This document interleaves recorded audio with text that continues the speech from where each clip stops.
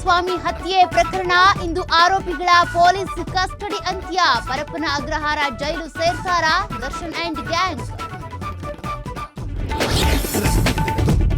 Darshan case ಕುರಿತ ಸಚಿವರ ಒತ್ತಡಕ್ಕೆ ಸಿಎಂ ಡೋಂಟ್ ಕೇರ್. ಏನೇ ಇದ್ರೂ ತನಿಖೆ ಆಗಲಿ ಎಂದ ಸಿದ್ದರಾಮಯ್ಯ. ಯಾರ ರಕ್ಷಣೆಯೂ ಬೇಡ ಎಂದು ಸಂದೇಶ ರವಾನೆ.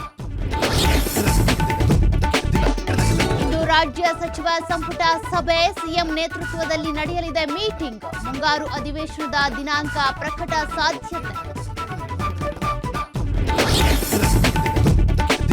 ಕನ್ನಡಿಗರ ಹಕ್ಕು ಕಿತ್ತುಕೊಳ್ತಾ ಇದೆಯಾ ಮಹಾರಾಷ್ಟ್ರ ಸರ್ಕಾರ? ಕನ್ನಡ ಶಾಲೆಗಳನ್ನ ಮುಚ್ಚೋದಕ್ಕೆ ನಡೀತಾ ಇದೆಯಾ ಕುತಂತ್ರ? ಬಲವಂತವಾಗಿ ಮರಾಠಿ ಹೇರಿಕೆಗೆ ಮುಂದಾಯ್ತಾ ಮಹಾಗೌರ್ಮೆಂಟ್? ಕಳ್ಳಬಟ್ಟಿ ಸೇವಿಸಿ 25 ಜನ ಸಾವು, 50ಕ್ಕೂ ಹೆಚ್ಚು ಮಂದಿ ಅಸ್ವಸ್ಥ.